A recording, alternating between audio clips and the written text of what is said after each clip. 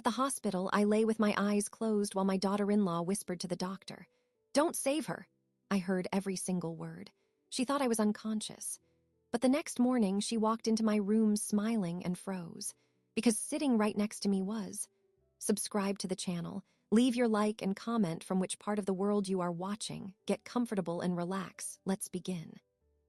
The beep of the monitor was a steady, mechanical pulse next to my ear. The smell was antiseptic and faintly of bleach. I kept my eyes shut, my breathing even. The pain in my hip was a deep, persistent throb, a consequence of the fall on the porch steps. But the real injury was fresh, a wound inflicted just seconds ago, and it was freezing the blood in my veins.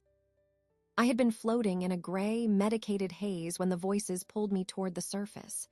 One was Dr. Evans, calm and professional. The other was a hissed whisper, close, urgent. It was Chloe.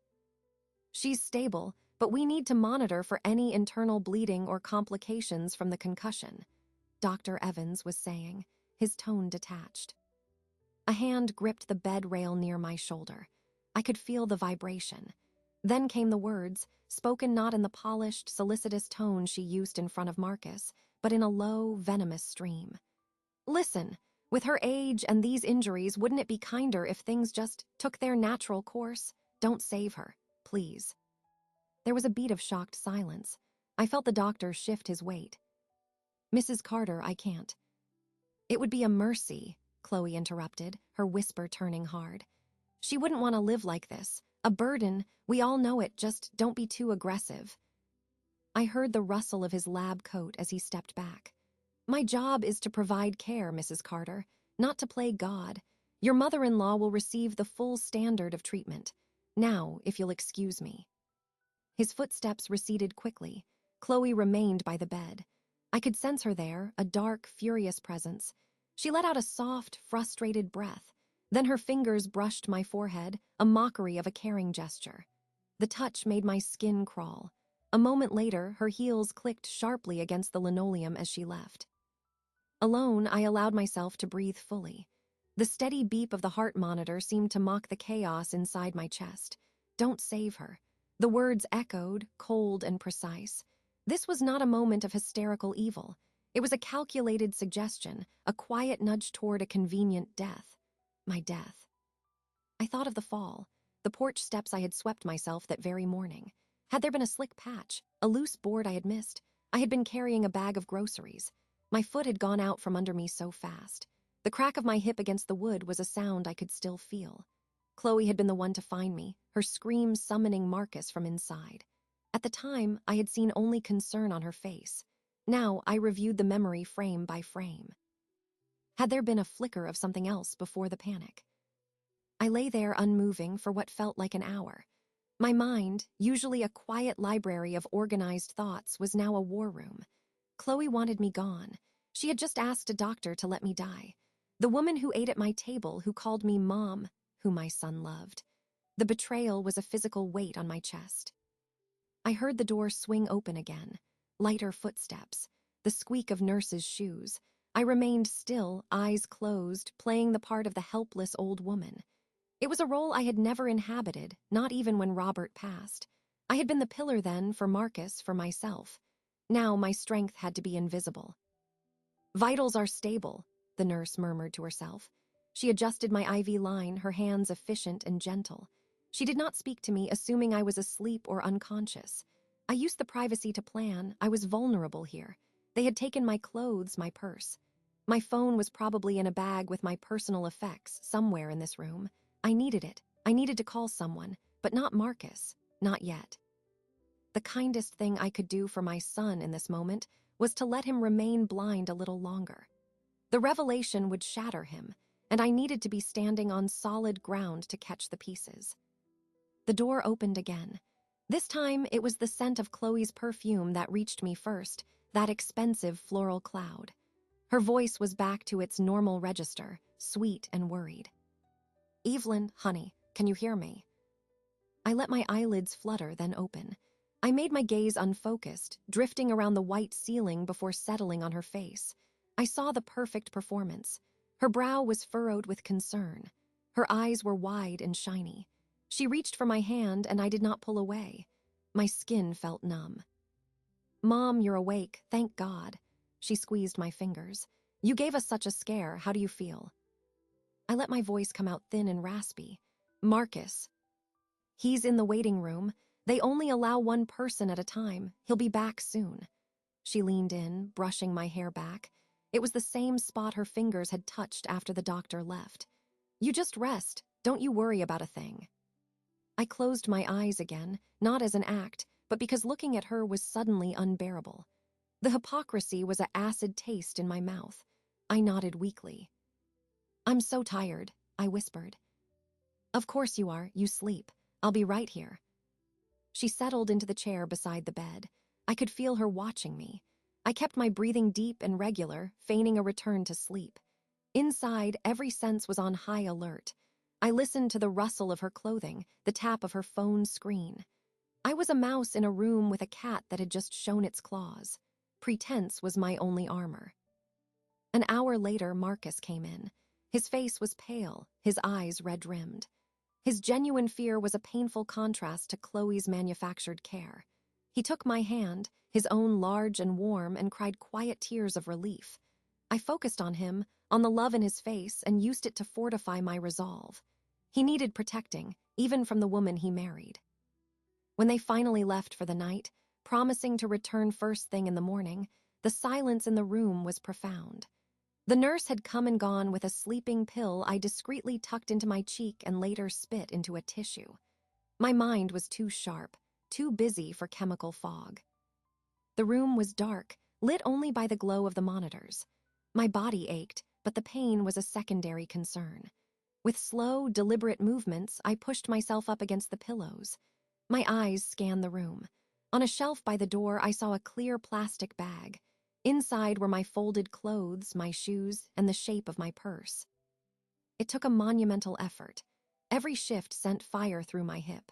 I gritted my teeth, swung my legs slowly over the side of the bed, and used the IV pole as a crutch. The journey across the cold floor was 10 feet that felt like 10 miles. I reached the bag, pulled it down, and fumbled inside until my fingers closed around the familiar hard case of my phone. I clutched it to my chest and made the agonizing return trip to the bed. Once settled, breathing heavily, I turned it on. The battery was at 40%. The light from the screen illuminated my hands, which were steady. That surprised me. I felt a cold clarity settle over me, a focus I hadn't known since Robert's final days, when I had to make all the decisions alone. I navigated to my contacts. I scrolled past Marcus's name.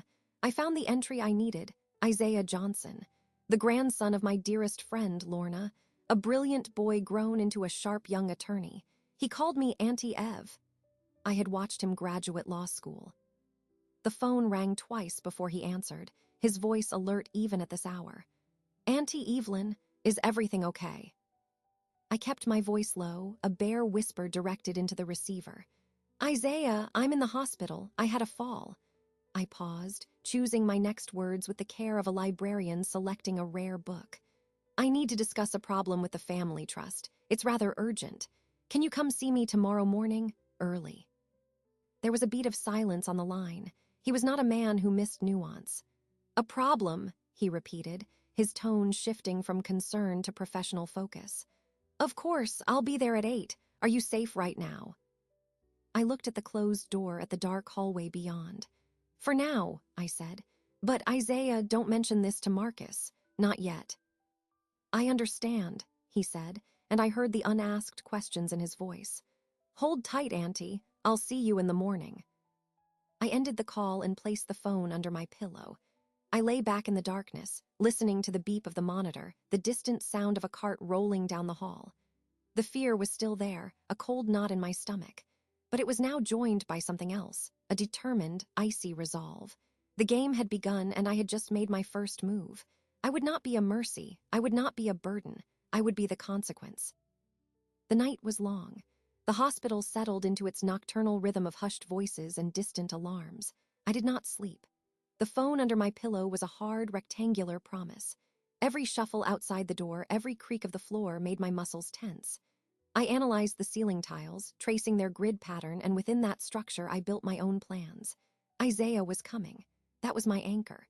But between now and 8 a.m., I had to maintain the facade. The first test came just after 6. A nurse entered to check my vitals. I allowed myself to appear groggy, disoriented, answering her questions in a thin voice. It was not entirely an act. The pain was real, a deep, grinding ache that the medication only dulled. But my mind was clear behind the glassy eyes I showed her. Shortly after 7, Marcus arrived alone. He looked like he hadn't slept, his button-down shirt wrinkled. He rushed to my bedside, his hand finding mine. "Mom, how are you feeling? Really?" "Stiff," I said, managing a small, wry smile for him, just for him. Like I argued with a porch step and lost. He let out a choked laugh, his shoulders relaxing a fraction. "Don't scare me like that. When I heard Chloe scream..." He shook his head, his eyes wet. "The doctor says it's a clean fracture. They'll do surgery in a day or 2 once the swelling goes down. You'll need rehab, but you'll be okay." Well, I thought, the physical injury was the least of my concerns. "I'm tough," I said instead. "You know that." He nodded, swallowing hard. "Chloe's downstairs getting coffee. She was up all night worrying." I kept my expression soft, concerned. "You both should rest. I'm in good hands here." Before he could answer, the door opened. Chloe entered, balancing 2 cardboard coffee cups. Her performance was impeccable. She placed a cup in Marcus's hand, then approached me, her face a perfect mask of relieved affection. "Good morning, sweetheart. We brought you some decent coffee, but the nurse said only clear fluids for now." She pouted playfully, arranging a stray piece of my hair. "Maybe later." "Thank you, Chloe," I said, my voice a frail thread. I took in the details, the slight smudge of exhaustion under her carefully applied makeup, the tightness at the corners of her smile. She was worried, but not about my health. She was worried her suggestion to the doctor had been too bold, that I might have heard. I gave her nothing, just the grateful, weak mother-in-law she expected. They stayed for 40 minutes, filling the silence with awkward chatter about hospital food and the weather. I listened, nodded, and waited. At 7:55, Marcus's phone buzzed. He frowned at the screen. "It's work. I have to take this. I'll be right outside." The moment the door closed behind him, the atmosphere in the room thickened. Chloe stood by the window, her back to me, sipping her coffee. I could see her reflection in the glass, her eyes scanning the parking lot below. She was restless. A soft knock at the door made her turn. A young nurse peeked in. "Mrs. Carter, you have a visitor, a Mr. Johnson. He says he's family." Chloe's eyebrows lifted in surprise and instant suspicion. "Johnson? I don't know any Johnsons." I cleared my throat. "Oh, that must be Isaiah, Lorna's grandson. I must have mentioned him." I hadn't. "He works downtown. How kind of him to come." Before Chloe could formulate an objection, the door opened wider and Isaiah stepped in. He was exactly as I needed him to be. He wore a charcoal suit that fit him perfectly, a crisp white shirt, a restrained tie. He carried a leather portfolio. He looked professional, authoritative, and entirely out of place in the shabby hospital room. His eyes found mine first, offering a brief, deep look of reassurance before shifting to Chloe with polite inquiry. "Good morning," he said, his voice calm and measured. "I'm Isaiah Johnson. You must be Chloe." He didn't extend a hand, simply gave a slight, courteous nod. Chloe recovered quickly, her social reflexes kicking in. She offered a bright, brittle smile. "Yes, Evelyn's daughter-in-law. I'm sorry I didn't catch how you're related." "His grandmother, Lorna, was my closest friend for 50 years, I interjected, my voice gaining a little strength from his presence. "Isaiah is like family. He heard about my fall and wanted to check in." "Of course," Chloe said, but her eyes were cataloging him. The suit, the portfolio, the air of quiet command. "That's very thoughtful. It's just a bit early for a social call, isn't it?" Her tone was light, but the challenge was there. Isaiah's smile didn't reach his eyes. "I have a deposition at 9:30. This was the only window." He moved past her and pulled the visitor's chair closer to my bedside, not waiting for an invitation. He sat, placing the portfolio on his knees. "How are you holding up, Auntie Evelyn?" We began a stilted conversation about my condition, the planned surgery, all for Chloe's benefit. I could see her mind working, trying to slot this unexpected, well-dressed man into a category. A family friend? A lawyer? Why the briefcase? After a few minutes, I saw my opportunity. I let a wave of pain show on my face, closing my eyes for a moment. "I'm sorry, Isaiah. The medication makes me so tired." He understood immediately. He stood up. "I should let you rest. I just wanted to see you with my own eyes." He leaned down and gave me a careful hug. As his head was close to mine, I whispered 3 words only into his ear. "She told the doctor." He stiffened almost imperceptibly, then pulled back, his expression unchanged. He turned to Chloe. "It was nice to meet you. Please take good care of her." "Oh, we will," Chloe said, her voice sugary. She walked him to the door, a clear attempt to escort him out and perhaps glean more information. I heard their voices, lowered in the hallway, but couldn't make out the words. Marcus returned a moment later, just as Chloe came back in, her smile strained. "What a nice young man," she said, too brightly. "He seems very successful." "He's a lawyer," I said, watching her. "A very good one, specializes in estate and trust law." I let the words hang in the antiseptic air. Chloe froze, the coffee cup halfway to her lips. Her eyes locked onto mine, searching for a sign, a tell. I gave her none. I just looked back, my face a blank page of elderly exhaustion. "A lawyer," Marcus said, oblivious. "That's great, good for him." The rest of the morning passed in a blur of doctors and preparations for my eventual surgery. Chloe was quiet, her earlier performative energy gone. She watched me when she thought I wasn't looking. The seed of doubt was planted. She now knew I had a lawyer-like family who visited me at dawn. She didn't know what I knew. The balance had shifted, just a millimeter, but it was enough. When they left for lunch, promising to return in the evening, the silence felt different. It was no longer the silence of vulnerability, but the silence of a staged set. I was the player in the center, and the first piece was now in motion. I took my phone from under the pillow. There was a text from an unknown number.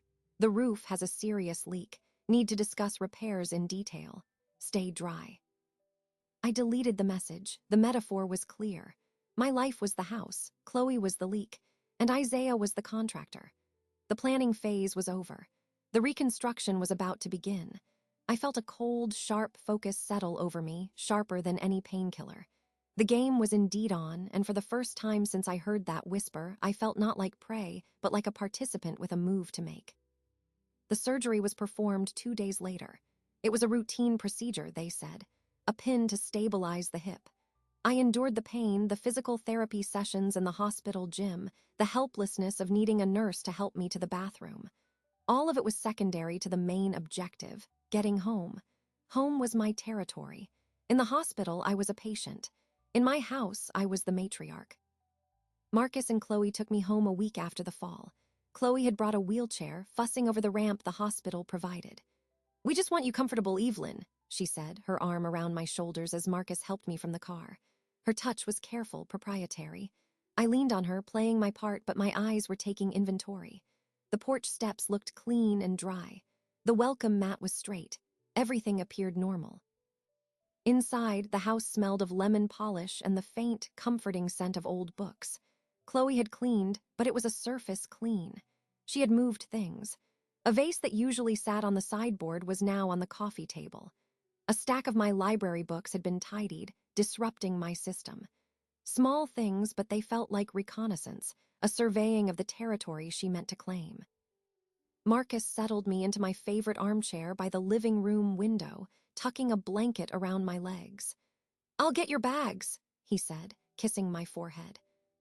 Chloe hovered. "Can I get you some tea, soup? I made chicken broth." "Tea would be lovely," I said. "Thank you."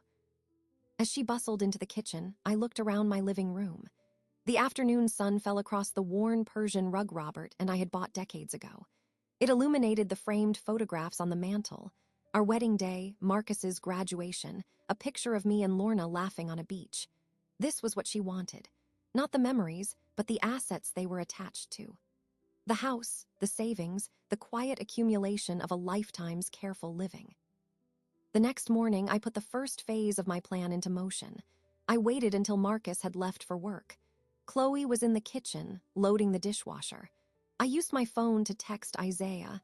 The contractor can come to survey the property today. Mid-morning is fine. His reply was swift. On my way. At 10:45, the doorbell rang. Chloe, wiping her hands on a dish towel, went to answer it. I heard her voice, surprised and tinged with that same suspicion from the hospital. Isaiah! Hello. Good morning, Chloe. Is Auntie Evelyn receiving visitors? His tone was polite, unassailable. Of course, come in.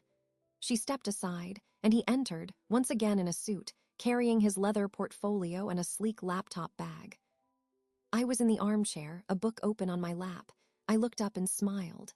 Isaiah, how kind of you to check on an old woman. I told you I would, he said, crossing the room. He placed his bags on the coffee table and took a seat on the sofa opposite me. He didn't look at Chloe, but his presence demanded her attention. She lingered in the doorway.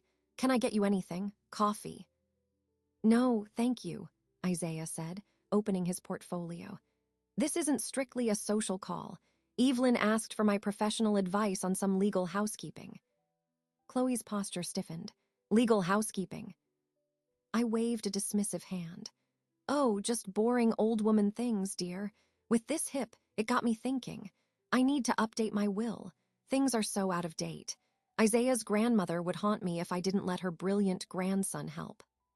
The word will hung in the air like a struck bell. Chloe's face went carefully neutral, but her eyes were fixed on the papers Isaiah was extracting. That seems sudden. Shouldn't you focus on recovering? Recovery is a perfect time for reflection, Isaiah said, his voice smooth and professional. He clicked his pen. Now, Evelyn, you said you wanted to make some specific bequests to friends' charities. Yes, I said, leaning forward as if sharing a confidence. I spoke clearly enough for Chloe to hear from the doorway. I want Lorna's granddaughter to have my mother's sapphire brooch. You remember it, Chloe? The antique one with the filigree setting.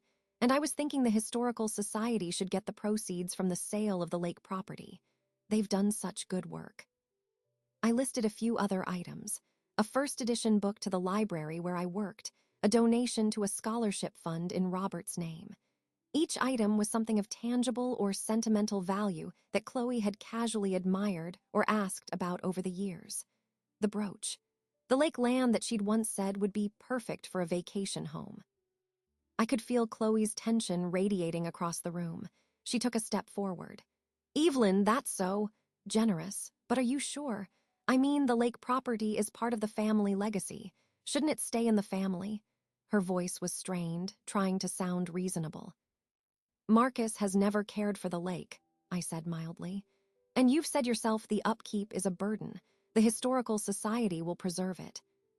But the brooch, she started, then stopped herself. She forced a smile. It's just such a beautiful piece. I'd hate to see it leave the family.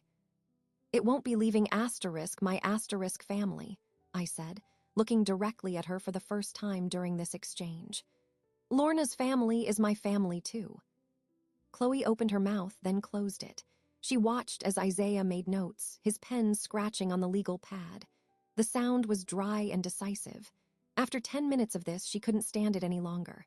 Well, I'll leave you to it. I have some errands to run. She grabbed her purse from the hall table and left without another word. The front door closed a little too firmly. Isaiah waited until we heard her car pull away. He set down his pen. She took the bait. Greed is a powerful appetite, I said, my calm demeanor dropping for a moment. She sees her inheritance being given away to others. It will make her desperate. Desperate people make mistakes. He nodded. Everything we're discussing is provisional, of course. None of this is binding until new documents are executed and witnessed. But she doesn't know that. Exactly. I looked at the papers before him. We need to make this process visible. Draw it out. Let her see you coming and going. Let her hear snippets of conversations about trusts and codicils. I can schedule another meeting for later this week, he said, to review the drafts. I'll make sure to call when she's likely to be here. Good. I leaned back, a fatigue that was not entirely physical settling over me. This feels cruel in a way. setting a trap for my own son's wife. Isaiah's expression was solemn. She tried to have a doctor neglect you. She was willing to let you die for a house and some jewelry. This isn't cruelty, Auntie Evelyn. This is self-defense, and defense of your son, whether he sees it yet or not. He was right. The whisper in the hospital echoed, colder than any legal strategy, "Don't save her." This was the only response that made sense. You do not reason with a poison. You identify it, you isolate it, and you remove it. Before he left, Isaiah helped me to the study. I wanted to check my filing cabinet. He wheeled me in, and I pointed to the lower drawer. My current will is in there, the one naming Marcus as sole beneficiary with Chloe as executor if he predeceases me. We should secure it. He opened the drawer, rifled through the folders, and then frowned. He looked more carefully, then up at me. "It's not here." A cold certainty washed over me. She's already been looking. She must have taken it after the fall when I was in the hospital. It was a logical move, to know what she was up against, to see if she was already in line to get everything. Isaiah's jaw tightened. "That's theft. It's also a sign of intent." "Leave it," I said. "Let her think she has an advantage. It will make her overconfident." The missing will was no longer a vulnerability. It was another piece of bait. She would think she knew the playing field. She had no idea we were building a new one right under her feet. After Isaiah left, the house was quiet. I sat by the window, watching the afternoon light fade. The trap was laid. The lines were drawn. All that remained was to wait for Chloe to take the next inevitable step. I felt no triumph, only a weary vigilance. The war for my home, for my legacy, for my very life, had moved to its primary battlefield, and I was ready. The missing will confirmed it. Chloe was not just a passive beneficiary waiting for nature to take its course. She was an active participant, shaping the board to her advantage. Her theft was a gift. It told me exactly what she feared and what she wanted. Isaiah and I worked with that knowledge. 2 days after the drafting session, he returned as planned. We set up at the dining room table, spreading out blank documents and legal pads. The performance was for an audience of one. We spoke in clear, carrying voices. "The bequest to the Historical Society needs to be airtight," Isaiah said, tapping a line on a dummy document. "We'll set up a dedicated trust for the lake property proceeds. That should prevent any future challenges."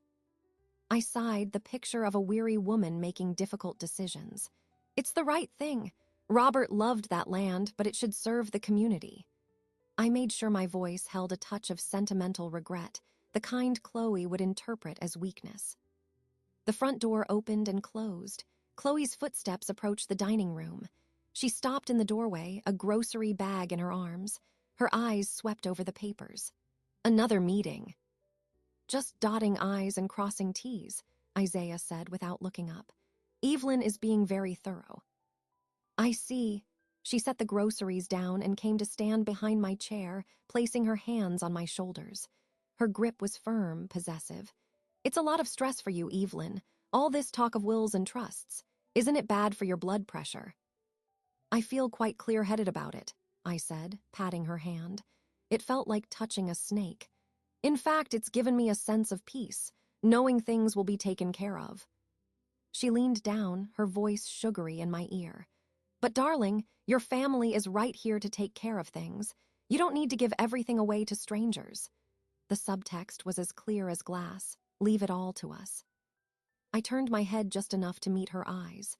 Lorna's family isn't strangers, and the community isn't either. It's how Robert and I always planned it. This was a lie. Robert and I had never discussed such specifics, but she had no way of knowing that. Her smile tightened. She straightened up. "Well, I suppose it's your decision. I'll put the groceries away." She left the room, but I could feel her lingering just out of sight, listening. Isaiah and I continued our charisma for another 20 minutes. We used terms like irrevocable trust, specific devise, and residuary clause. Legally accurate, but deployed as psychological artillery. Finally, he gathered his papers. "I'll have the drafts drawn up by my office and sent over for your review next week, Evelyn. You'll need to sign them with 2 disinterested witnesses present, not family members." "That's fine," I said. I can ask Helen from next door and maybe Pastor James." "Perfect." He packed his briefcase, gave me a meaningful nod, and left. The house felt different after these sessions. The air was charged with Chloe's silent fury. She began to shadow me more closely, her solicitousness taking on a new, sharp edge. She would suddenly appear to help me stand or walk, her hand on my elbow a little too tight. She monitored my phone calls, pretending to dust the side table while I spoke to Isaiah or a friend. My physical recovery became my cover. The walker was my constant companion. I moved slowly, painstakingly from room to room. This slowness was my advantage. It made me appear harmless, and it allowed me to observe everything. It was on a Thursday morning that I saw the first tangible escalation. Marcus had already left for work. Chloe was in the basement doing laundry, the distant thump of the dryer a constant rhythm. I needed to go upstairs to my bedroom for a sweater. The staircase had 13 steps. With a sturdy oak banister Robert had installed himself. I began the slow, careful climb, my good leg bearing most of the weight, my hand gripping the banister for dear life. On the 7th step, my hand slipped. Not a little slip, but a sudden, slick skid. My heart lurched. I threw my weight backward, landing hard on my rear on the step below, my walker clattering down a few steps. The pain in my hip was immediate and fierce, but it was secondary to the shock. I looked at my palm. It was clean, but it felt strange. I looked at the banister. The afternoon sun from the window on the landing fell across it. And there, on the section of polished wood I would have gripped next, was a faint, unnatural sheen. I knew that sheen. It was the look of wood treated with furniture polish or oil. Not a lot, just enough to be slippery. I carefully, using the wall for support, pushed myself up. I retrieved my walker and descended the stairs, my mind cold and clear. I went to the kitchen, wet a paper towel with dish soap, and wiped my hand thoroughly. Then I returned to the living room, my heart hammering a steady, angry beat against my ribs. This was no longer just about whispers and stolen documents. This was physical sabotage. A fall on these stairs for a woman with a freshly pinned hip could be catastrophic. It could be fatal. The accident would be tragically plausible, an elderly woman, still unsteady, losing her grip. I did not confront her. Instead, I became a scientist gathering data. I waited until Chloe left to run an errand later that afternoon. Then, using my walker, I went to the hall closet and retrieved the small step stool. I positioned it at the base of the stairs. From my robe pocket, I took out my phone. I climbed onto the stool, steadying myself against the wall. I opened the camera app and switched to the video setting. I filmed the banister. I zoomed in on the slick patch, panning slowly to show its location on the 7th step post. I got down, moved the stool, and filmed the whole staircase from a distance, establishing the context.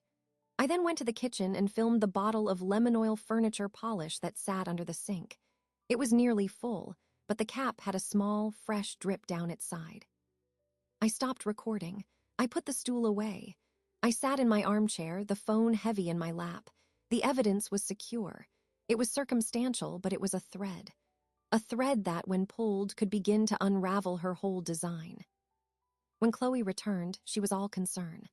"Evelyn, you look pale. Is everything all right?" "The stairs are a challenge," I said, my voice quiet. "I had a little slip earlier. It shook me." Her eyes darted toward the staircase, then back to me, wide with feigned alarm. "Oh my God, are you hurt? I told you should call me for anything you need from upstairs, this house. It's just not safe for you right now." Her words were a masterpiece of double meaning. The house wasn't safe because of the stairs or because of her. "I'll be more careful," I said, lowering my gaze as if embarrassed. "I suppose I'm not as steady as I thought." "Let me make you some tea," she said, already heading for the kitchen. "You need to rest." I did rest, but not in the way she meant. I rested my body while my mind worked. The oil on the railing changed the equation. It meant she was accelerating her timeline. My open discussions about the new will were having the desired effect. They were pushing her toward recklessness. She couldn't wait for a medical neglect or a slow decline. She needed an accident, and soon, before my signature made her coveted prizes vanish into trusts and bequests. That night, after Marcus was asleep, I sent the video files to Isaiah in a secure, encrypted message. His response was a single line. I'm installing a security system for you tomorrow. Non-negotiable. I replied, make it visible. The game was entering a new, more dangerous phase. The bait had been taken. The trap needed to be strengthened. And I needed to be ready for the moment her desperation would override her caution completely. I lay in bed, listening to the sounds of the house, seeing the sheen on the oak banister every time I closed my eyes. It was no longer just my legacy at stake.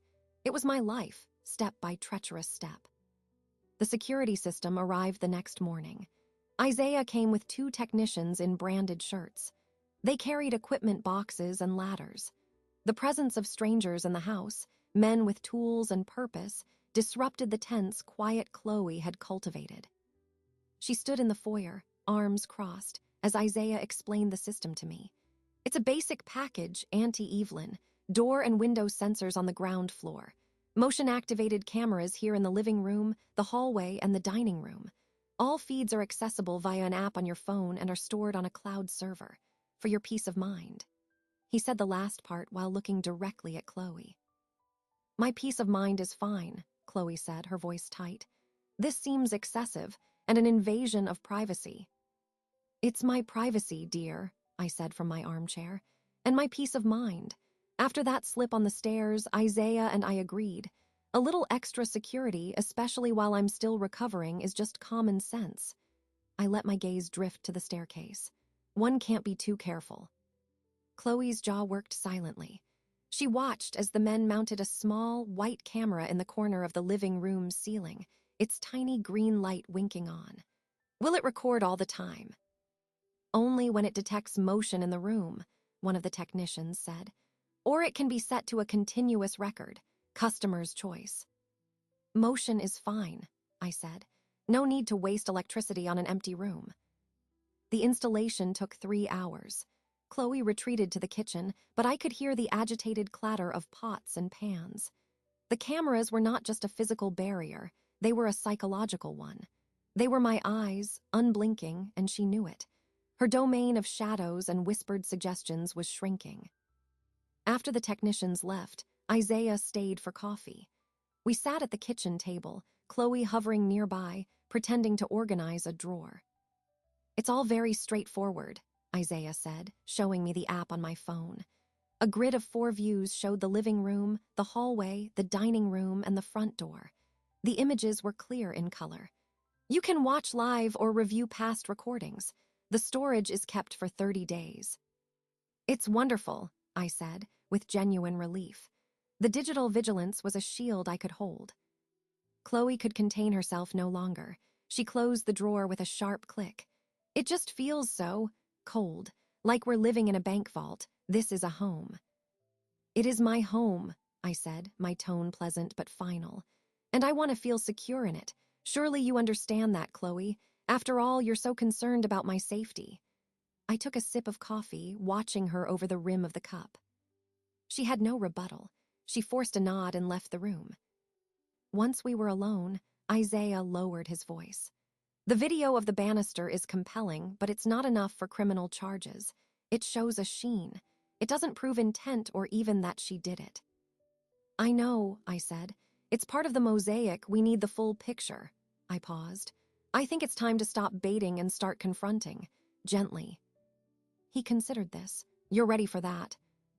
I need to see her reaction when she realizes the game has changed. I need to look her in the eye and say the words she thinks are her secret. We agreed on a plan for the following afternoon. Marcus would be at a work conference until evening. The house would be ours. The next day, I asked Chloe to join me for tea in the living room at 4. A formal, almost old-fashioned request. She looked surprised, then wary, but agreed. I spent the morning preparing. I dressed in a simple but elegant navy dress, not my usual robe. I arranged the tea service on the silver tray my mother had left me. I positioned my chair to face the sofa, with the light from the window behind me. At 4 o'clock precisely, she entered. She had changed out of her lounging clothes into a nice blouse and slacks. She was preparing for a performance, unsure of the script. The tea is Earl Grey, I said, pouring a cup for her. Your favorite, I believe. Thank you, she said, settling on the edge of the sofa. She accepted the cup and saucer. Her eyes darted to the camera in the corner, its green light steady. It feels strange, having tea under surveillance. Think of it as a witness, I said calmly. I poured my own cup and took a slow sip. The silence stretched, filled only by the tick of the grandfather clock. I let it build. Finally, she broke. Was there something specific you wanted to talk about, Evelyn? You seem serious. I am serious, I said, setting my cup down. I folded my hands in my lap. I've been doing a lot of thinking since my fall and since I came home. Of course you have. It's been a trauma. It has, but the trauma began before I hit the porch steps. I looked at her, my expression neutral, open. It began in the hospital, the first night. Chloe's teacup rattled softly on its saucer. She stilled it with her other hand. What do you mean? My hearing has always been excellent, I said, my voice conversational. Even through the haze of medication, some things come through with perfect clarity, like a whisper, a very specific, urgent whisper. Her face lost a shade of color. The polite confusion on her features froze, then began to crack. I don't know what you're talking about.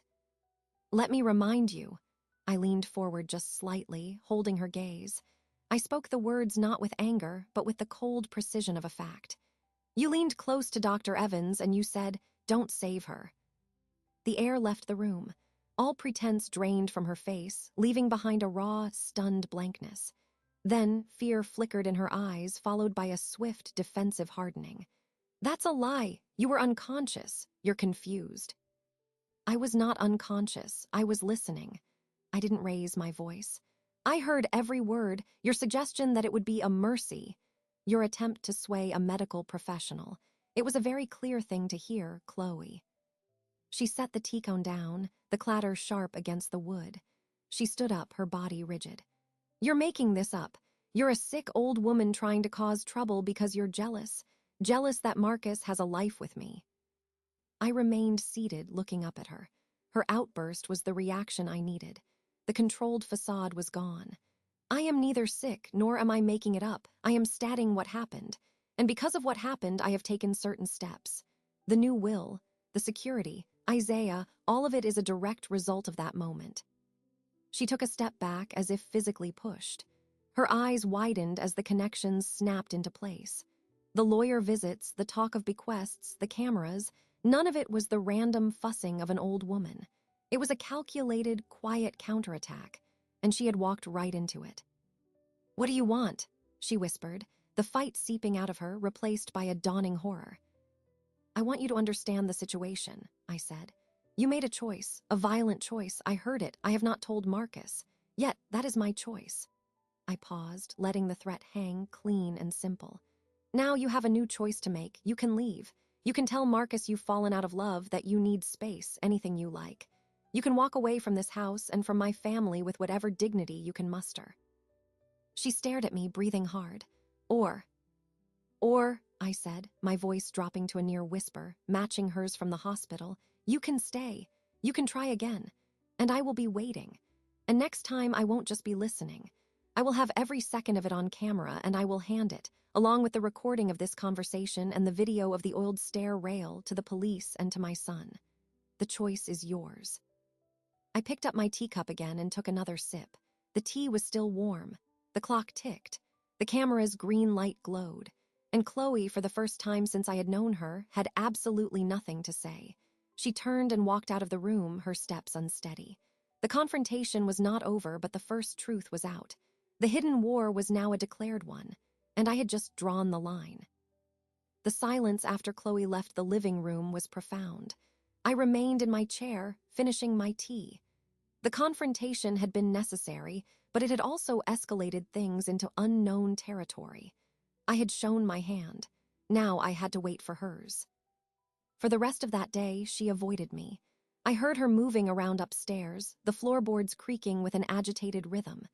Marcus came home from his conference, tired and distracted. Over dinner, Chloe was quiet, picking at her food.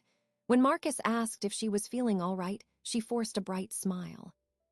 Just a headache, and I've been thinking. We've both been so stressed with everything. With Evelyn's recovery work, maybe we need a break. Marcus looked surprised. A break. A short trip, just a long weekend, to the cabin by the lake. She said it casually, but her eyes flickered toward me for a fraction of a second. It would give us time to reconnect, and it would give Evelyn some peace and quiet to focus on getting stronger. I kept my expression neutral, interested. The lake cabin was Robert's, left to me. Chloe had always disliked its rustic simplicity. Her suggestion was a clear tactical retreat. She was removing herself from the battlefield, perhaps to regroup, perhaps to lull me into a false sense of security. Marcus seemed to warm to the idea. You know, that's not a bad idea. Mom, would you be okay? We could ask Mrs. Henderson next door to check in. I'd be perfectly fine, I said, my voice calm. It's a thoughtful idea, Chloe. You two should go. You do need time away. I poured more water from the pitcher, my hand steady. I was endorsing her escape. Let her think I believed her capitulation. That night, after they went to bed, I sent a text to Isaiah. The tenants are taking a short holiday. The property will be vacant this weekend. Advise on additional maintenance. His reply came quickly. Understood. We'll schedule an inspection. Recommend you keep all systems active. The next morning, Chloe's transformation was complete. She came to me as I was having breakfast in the nook. Her eyes were red-rimmed, her posture slumped in a convincing display of remorse. She sat down across from me, her hands clasped tightly on the table. Evelyn, she began, her voice thick. About yesterday, what you said, I've been up all night thinking. I don't know what came over me at the hospital. I was terrified and I said something horrible, something I didn't mean. It was a moment of weakness, of panic. Please believe me. I listened, saying nothing. I watched her face, the practiced tremble of her lip. I love Marcus so much, she continued, a tear tracing down her cheek. And I've been so anxious about our future, about money. It's no excuse, it's just an explanation. I am so deeply sorry. The thought that I caused you pain.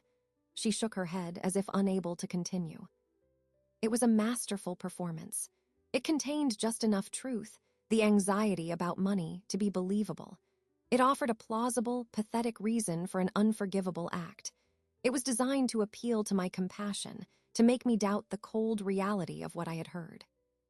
I understand fear, I said finally, my tone gentle, and panic. I did not say I forgave her. I did not say I believed her. I acknowledged the emotion, nothing more. She reached across the table as if to take my hand, but stopped short.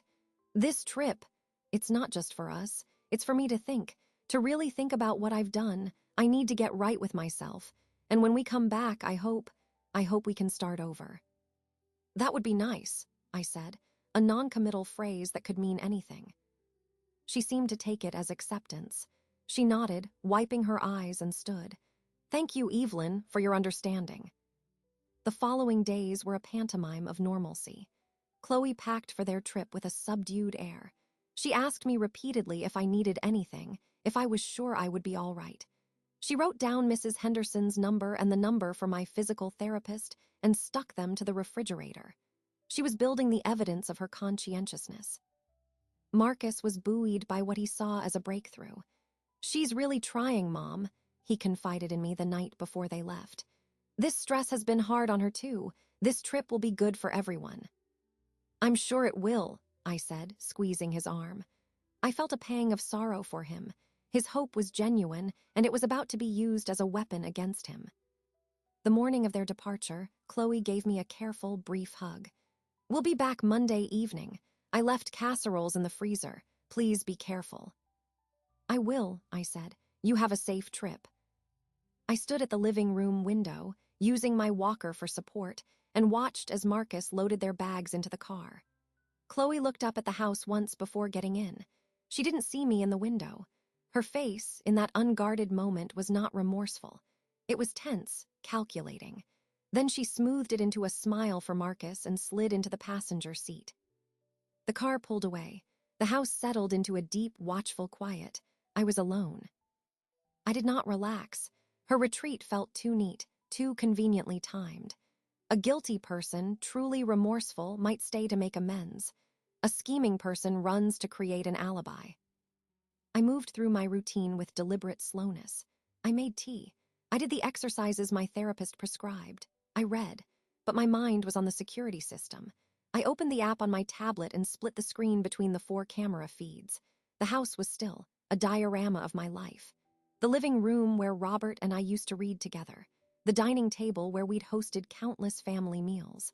The hallway that led to the stairs with the oiled rail. I called Isaiah. They're gone. I'm on my way, he said. And I've spoken to a colleague at the firm. We have a protocol. If anything happens, you hit the panic button on the app, and it alerts me and records a 10-minute buffer to the cloud instantly. It also sends a priority alert to the security company for a wellness check. Good, I said. We had planned for this. Her absence was the most dangerous time.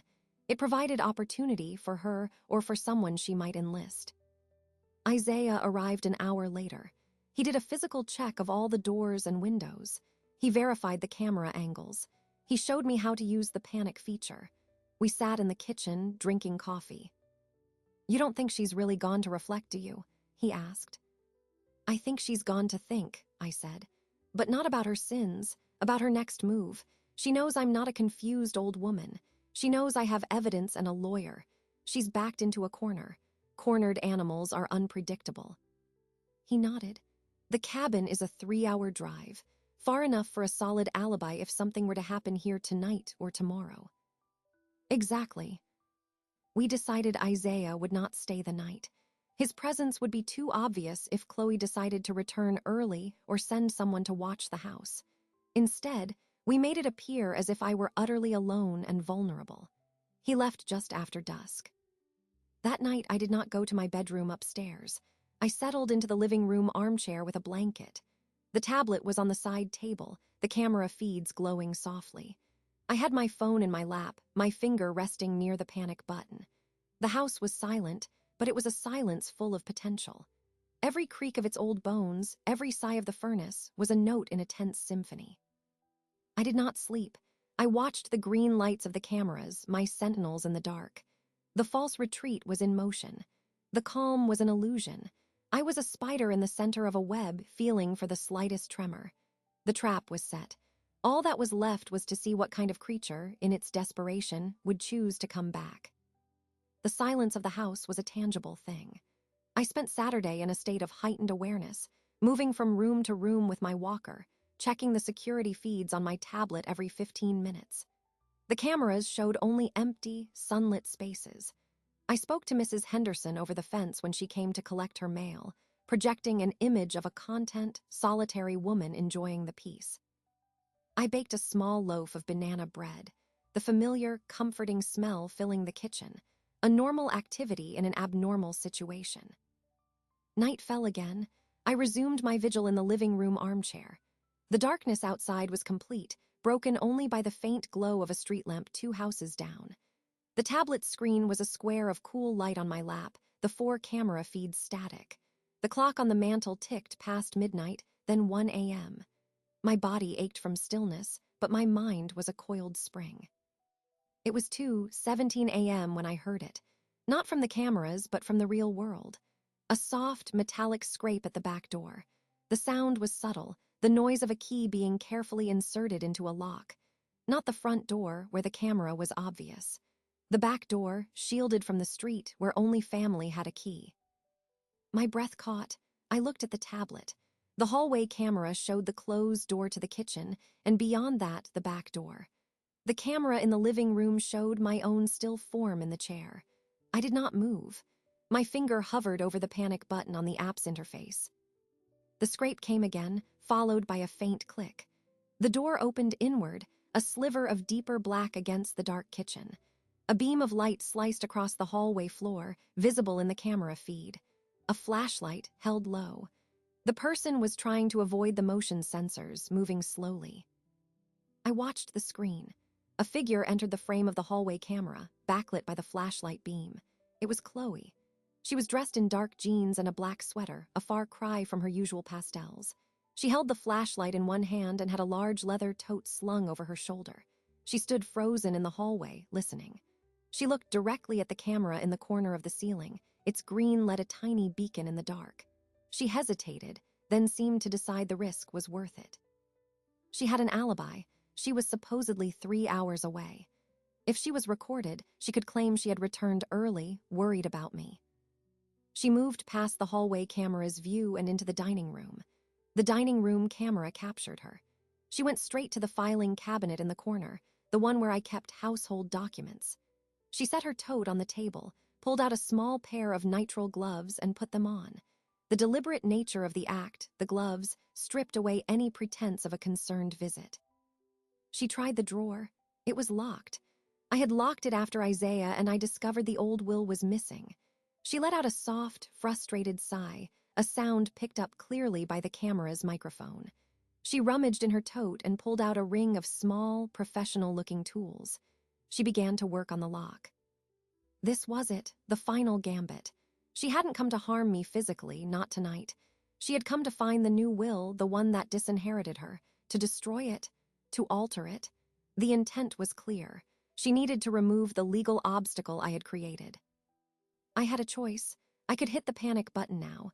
The alarm would sound, lights would flash, and the security company would call. It would end the scene.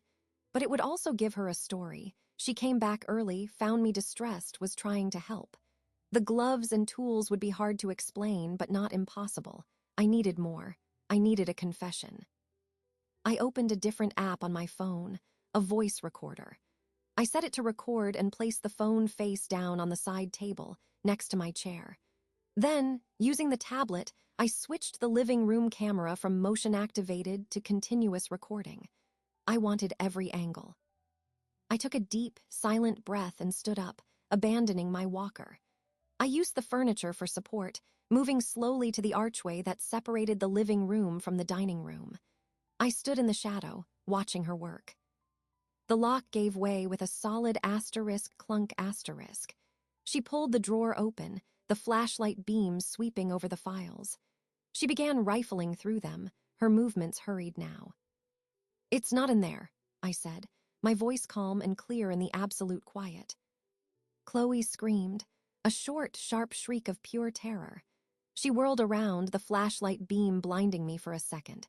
She fumbled, dropping the light. It rolled on the floor, casting crazy shadows. "Evelyn, my God, you scared me to death." Her hand flew to her chest. "What are you doing up?" "I live here," I said, not moving from the archway.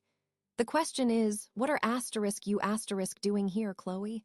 At 2 a.m, with gloves and lock picks." She stared at me, her face a mask of panic in the erratic light. Then the mask reassembled, a desperate bravado taking its place. I couldn't sleep. I was worried about you. We argued and I felt terrible.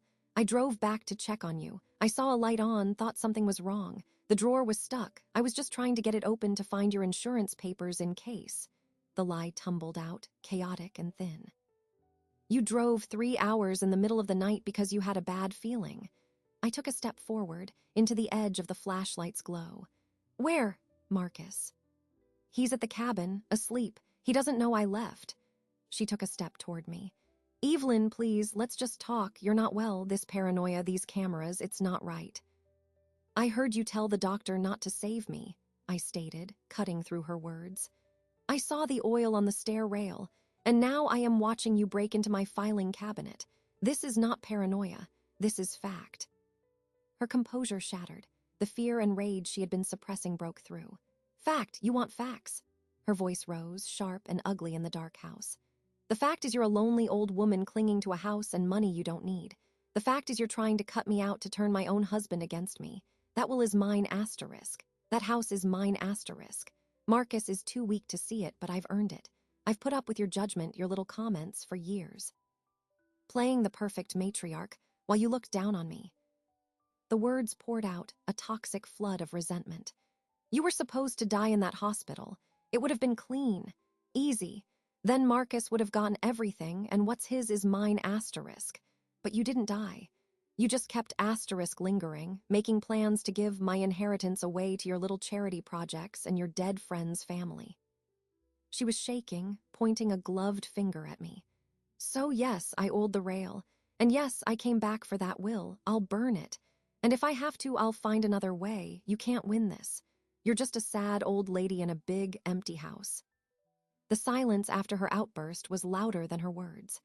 The flashlight beam had settled, illuminating her furious, tear-streaked face and my own still expression. "Are you finished?" I asked quietly. She blinked, as if suddenly realizing what she had said, where she was. The reality of the dark, silent house, of my unwavering gaze, crashed down on her. Her eyes darted to the camera in the corner, its red recording light now glowing steadily. She looked at my hand, which held my phone, screen up now, showing the waveform of an active recording. The blood drained from her face. A low, choked sound escaped her throat. It was the sound of defeat, of a game lost with finality. "You're recording," she whispered. "Every word," I said, "and every move." I gestured with my chin toward the hallway. "Isaiah is on his way, and he's bringing a friend from the police department. I suggest you take a seat, Chloe. The conversation is just beginning." Chloe did not take a seat. She stood frozen, her gloved hands hanging at her sides, staring at the recording light on the camera as if it were a physical threat. The rage that had propelled her confession had evaporated, leaving behind a hollow shell of shock. The only sound was her ragged breathing and the distant hum of the refrigerator. I did not move from the archway. My hip protested the long stand, but the pain was a distant signal. My focus was absolute. I held my phone, the recorder still active, in one hand. The other hand rested on the back of a dining chair for support. We stayed like that, two figures in a frozen tableau, for what felt like a long time. Headlights washed across the front windows, then disappeared. A car door shut with a solid thud. Another, footsteps quick and purposeful, came up the front walk. The doorbell rang, two sharp chimes that echoed in the silent house. "That will be Isaiah," I said, my voice breaking the stillness. "And his friend." Chloe flinched. She looked at the front door, then back at me, a wild, trapped animal panic in her eyes. "You can't," she whispered. "Evelyn, please, I'll leave, I'll disappear. You'll never see me again, just don't do this to Marcus." "You did this to Marcus," I said, each word deliberate. "The moment you whispered to that doctor, you did this. I am simply ensuring he knows the truth about the woman he married." I walked slowly to the front door, my steps measured, and turned on the porch light. Through the side light, I saw Isaiah, his expression grim and alert. Beside him was a uniformed police officer, a woman with a calm, professional demeanor. I unlocked the door and opened it. Isaiah's eyes swept over me first, checking that I was unharmed. "Auntie Evelyn." "We're in the dining room," I said, stepping aside to let them in. The officer, whose badge read Officer Bryant, entered first. Her gaze took in the scene: the open filing cabinet, the tools on the table, the flashlight on the floor, and Chloe, standing stiffly in the middle of the room, still wearing the nitrile gloves. It was a picture that required very little explanation. "Ma'am," Officer Bryant said, addressing Chloe, "can you state your name for me?" Chloe said nothing. She just stared, her face pale. "Her name is Chloe Carter," I said. "She is my daughter-in-law. She used a key to enter my home without permission at approximately 2:17 this morning. I have continuous video recording of her entry and her subsequent attempt to break into my locked filing cabinet. I also have an audio recording of her confessing to multiple crimes, including solicitation of negligent homicide and attempted assault."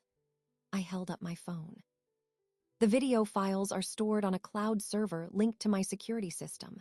My attorney, Mr. Johnson, has access." Officer Bryant nodded, her face impassive. "I see." She turned back to Chloe. "Mrs. Carter, is that accurate?" Chloe found her voice, but it was thin and broken.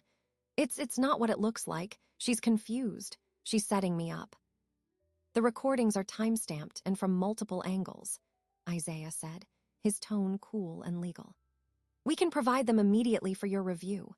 We would like to press charges for burglary, attempted theft, or destruction of a legal document, and based on the content of the confession, we will be referring the matter to the district attorney for investigation of attempted elder abuse and solicitation." The formal language, the surety of it, seemed to break the last of Chloe's resistance. Her shoulders slumped. She looked at the gloves on her hands as if seeing them for the first time and slowly peeled them off. She let them drop to the floor. "I want a lawyer," she said, the words barely audible. That is your right, Officer Bryant said. She took a step closer. You are being detained. You have the right to remain silent. She began the Miranda recitation. The familiar, grim ritual filled my dining room. As Officer Bryant guided Chloe's hands behind her back to apply handcuffs, Chloe looked at me. The hatred was gone, replaced by a stunned, empty despair. Marcus, she said again, a plea. I will call him, I said, after you are processed. The metallic click of the handcuffs was a final, definitive sound. Officer Bryant led Chloe out of the dining room, through the living room, and out the front door. I watched from the window as she was placed in the back of the patrol car. The interior light illuminated her bowed head for a moment before the door closed. Isaiah came to stand beside me. He placed a hand on my shoulder. Are you all right? I am tired, I said, and it was the profound truth. The adrenaline that had sustained me for weeks was leaching away, leaving a deep fatigue in its wake. But I am intact. I'll follow them to the station, he said. I'll ensure the recordings are entered into evidence properly. I'll also contact the DA's office first thing in the morning. They'll want to see the hospital records and interview Dr. Evans. I nodded. The legal machinery was beginning to turn. It was out of my hands now in the best way. What about Marcus? Isaiah sighed. That is the harder part. He needs to hear this from you, but not tonight. Let him sleep. Let the facts be settled first. I'll call him in the morning and ask him to come here. We'll tell him together. It was a kindness to delay the heartbreak by a few hours. Thank you, Isaiah, for everything. You did the hard part, Auntie Evelyn. You stayed alive. You paid attention. He squeezed my shoulder. Lock the door behind me. Get some rest if you can. I'll call you from the station. After he left, I locked the door and engaged the deadbolt. I walked slowly back to the dining room, the scene of the crime. I picked up the flashlight from the floor and turned it off. I gathered the lock-picking tools from the table and placed them in a plastic bag. I closed the filing cabinet drawer. It no longer locked. Then I went to the kitchen and made a cup of tea. The simple, mechanical actions, boiling water, steeping the bag, were grounding. I took the tea to the living room and sat in my armchair. The first faint hints of dawn were lightening the sky outside the window. The house was truly quiet now. The threat was in a police station being booked. The evidence was secure. The law was in motion. I had won. I had protected my home, my legacy, my life. But there was no victory in it, only a heavy, sorrowful relief. The battle was over, but the casualty, my son's heart, was yet to be fully counted. I sipped the tea and watched the sky turn from black to deep blue, waiting for the sun to rise on a new, fractured day. The dawn light was solid gray when Isaiah's car pulled back into the driveway. He came inside, his suit jacket wrinkled, carrying a folder. He had not slept. She's been formally charged with burglary and attempted tampering with evidence. They're holding her. The DA will review the other allegations today. He placed the folder on the coffee table. I called Marcus. I told him there was an urgent family matter that he needed to come home immediately. He sounded confused. He's on his way. I nodded. The tea I had made was cold in my cup. How long? 2 hours, maybe less if he speeds. We waited. I showered and dressed, choosing a simple, dark-colored dress, armor for what was to come. Isaiah made coffee. We did not speak much. The house felt like it was holding its breath. Just after 9 o'clock, we heard a car door slam. Footsteps hurried up the walk. The front door opened. Mom, Isaiah, what's going on? Marcus called out, his voice laced with alarm. We were in the living room. He stopped in the doorway, his eyes scanning us. He looked rumpled, having driven straight from the cabin. Where? Chloe. Her phone goes straight to voicemail. What's this urgent matter? Sit down, son, I said, my voice steady. He didn't move. What happened? Is she hurt? She is not hurt, Isaiah said. Please, Marcus, sit. Marcus slowly lowered himself onto the edge of the sofa, his body tense, ready to spring up. Just tell me. I looked at Isaiah. He gave a slight nod. This was my burden to begin. Marcus, I started, folding my hands in my lap. What I am going to tell you will be difficult to hear. It is the truth. I have evidence, but you must let me say it all. His face tightened. Mom. The night of my fall, in the hospital, I was not unconscious when Chloe spoke to Dr. Evans. I paused, watching his eyes. I heard her. She whispered to him, "Don't save her." She suggested it would be a mercy to let me die. Marcus stared at me, a blank, disbelieving stare. Then he shook his head, a short, sharp movement. "No, that's impossible. You were on medication. You misunderstood." I did not misunderstand. That moment changed everything. It is why I asked Isaiah for help. It is why we updated the will openly to see what she would do. And she acted. She oiled the banister on the stairs, hoping I would fall again. "No," he said again, louder. His hands clenched on his knees. "Chloe would never. She loves you. She's been worried sick." "She came back last night, Marcus," Isaiah said, his tone quiet but firm. "While you were asleep at the cabin. She used her key to enter this house at 2:17 in the morning. She wore gloves. She attempted to pick the lock on your mother's filing cabinet to find and likely destroy the new will. She was caught in the act. She was arrested 3 hours ago." Marcus looked back and forth between us, his expression crumbling from denial into confused horror. "Arrested? This is a mistake. You're saying she's in asterisk jail." "Yes," I said. He stood up abruptly. "This is insane. You're both against her. You never approved of her. Now you've set her up." His voice broke with anger and panic. "Marcus," Isaiah said, standing as well, holding up a calming hand. "There is video from the security system, and there is an audio recording. Your mother recorded Chloe's full confession last night." The word confession seemed to deflate him. He sank back onto the sofa. "A confession." "She admitted to it all," I said softly. "To the whisper at the hospital, to oiling the stair rail, to coming for the will. She said she had earned this house, that she was tired of waiting. She said I was supposed to die." Marcus put his head in his hands. His shoulders began to shake. A low, guttural sound escaped him, part sob, part groan.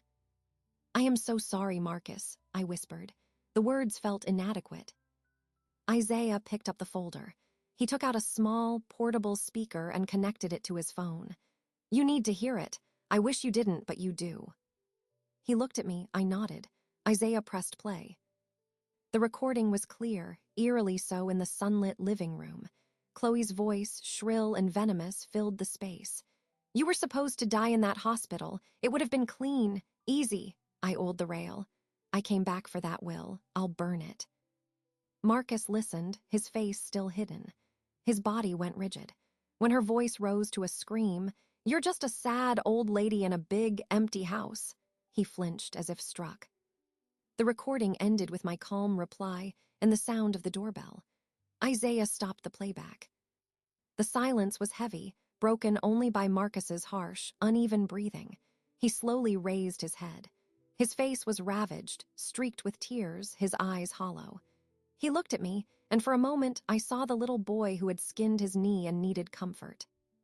"She said that," he whispered. "She really said that." "Yes," I said. "She wanted you dead." He stated it as a fact, testing its terrible weight. "Yes."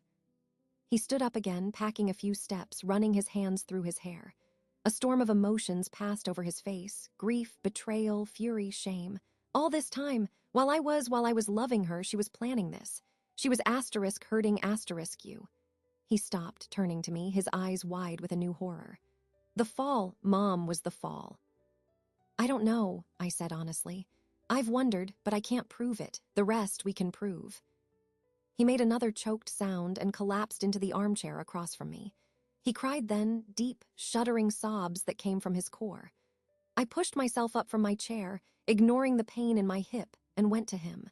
I put my arms around his shoulders, pulling his head against me as I had when he was a child. He clung to me, his tears soaking my dress. "I'm sorry," he wept. "Mom, I'm so sorry. I didn't see it. I didn't know." "You weren't meant to see it," I murmured, stroking his hair. "She was very good at her performance, and you wanted to believe in the woman you loved. There is no shame in that." We stayed like that for a long time. Isaiah discreetly went into the kitchen, giving us privacy. Eventually, Marcus's sobs subsided into hiccuping breaths. He pulled back, wiping his face with his sleeves, looking exhausted and decades older. "What happens now?" he asked, his voice raw. "Now," Isaiah said, re-entering the room, "you get a lawyer, a divorce lawyer. The criminal case against her is strong. With the recording and the video, she will likely take a plea deal. Your divorce will be straightforward. She has forfeited any moral or legal claim to anything in this family." Marcus nodded slowly, the practical words giving him something to grasp. I need to get my things from our house. See her." "Not yet," I said. "Let Isaiah handle the communication through her attorney. You don't need to see her today. Stay here." He looked around the living room, at the familiar photographs, the well-worn furniture. This was the home she had wanted to empty. He looked broken, but the shock was hardening into a grim, sad resolution. "Okay," he said quietly. "I'll stay." The reckoning had come. The truth had done its brutal work. My son's marriage was ashes, but he was here, in my arms, in his childhood home. The poison was removed. Now the long, painful healing could begin. Marcus stayed. He took the guest room, the one that had been his as a teenager. The first few days were quiet, heavy with a grief that was too fresh for words. He spoke with the divorce attorney Isaiah recommended. He packed his belongings from the house he had shared with Chloe, a task he performed with a mechanical efficiency that worried me more than tears would have. He was processing, step by painful step. The legal proceedings moved with a cold, swift logic. Confronted with the video and audio evidence, Chloe's public defender advised her to plead guilty to the burglary charge. In exchange, the more serious solicitation and attempted assault charges were dropped, though they remained on record. She was sentenced to 6 months, with probation to follow. The divorce was finalized shortly after, a stark document that severed all ties. She received nothing from my estate, and Marcus's settlement was the bare minimum required by law. She moved out of state once released. We did not follow her path. Weeks turned into a month, then 2. The sharp edges of the trauma began to soften, worn down by the steady rhythm of ordinary days. My hip healed. I graduated from the walker to a cane and then to nothing at all. Marcus found a therapist. He started working on the garden, a project he'd always talked about but never begun. The physical labor seemed to help him. We didn't speak often of what happened, but its shadow lessened with each new, unremarkable day. One Sunday afternoon in late autumn, I stood in my kitchen. Sunlight streamed through the window over the sink. The air was rich with the smell of roasting chicken, garlic, and sweet potatoes. I was making my mother's recipe for peach cobbler. The table was set with my good china, the linen napkins ironed smooth. The doorbell rang. I heard Marcus answer it, his voice warmer than it had been in months. "Isaiah, come in. Glad you could make it." "Wouldn't miss it," Isaiah replied. I heard the rustle of his jacket being hung up. He appeared in the kitchen doorway, holding a bottle of wine and a bouquet of sunflowers. "Auntie Evelyn, it smells incredible in here." "Thank you, dear. Put those in water, will you? The vase is under the sink." I nodded to the counter. "How's Lorna?" "Driving her bridge club crazy, as usual. She sends her love." He filled the vase and began arranging the flowers, his movements deft. He had become a regular presence, not as a lawyer, but as family. A little later, the doorbell rang again. Helen from next door arrived, bearing a bowl of her famous greens. Pastor James and his wife came soon after. The house, so silent and watchful for so long, began to fill with the sound of voices, laughter, the clink of glasses. Marcus moved among the guests, pouring wine, offering snacks. The deep lines of stress around his eyes were still there, but they were softening. He laughed at something Pastor James said, a genuine, if quiet, sound. It was the first I had heard in a long time. When the food was ready, we gathered around the dining table. The same table where Chloe had once watched Isaiah and me with such suspicion. Now it was laden with serving dishes, steam rising into the air. We held hands as Pastor James said a brief grace, giving thanks for fellowship and new beginnings. As we passed the plates, the conversation flowed easily. Helen talked about her granddaughter's dance recital. Pastor James discussed the church's upcoming food drive. Isaiah and Marcus debated the merits of different baseball teams. I listened, adding a comment here and there, but mostly I watched. I watched the way the light caught the cut glass water pitcher, casting small rainbows on the tablecloth. I watched the faces of the people around me, illuminated by warmth and good food. This was the legacy, not the deed to the house, or the bank statements, or the sapphire brooch now safely bequeathed to Lorna's granddaughter in a legally binding will. It was this: the ability to provide a space of safety, of nourishment, the network of loyalty that had held firm when blood ties had proven false. After dessert, as coffee was served, Isaiah raised his glass. "A toast," he said, his smile including everyone, "to Auntie Evelyn for her courage and for her cooking." Everyone laughed and lifted their glasses. I felt a flush of modest pleasure, but more than that, a profound sense of rightness. Later, as the guests began to leave with hugs and promises to do it again soon, Marcus and Isaiah cleared the table. I sank into my armchair in the living room, pleasantly tired. The scent of the sunflowers mixed with the lingering aroma of spices and coffee.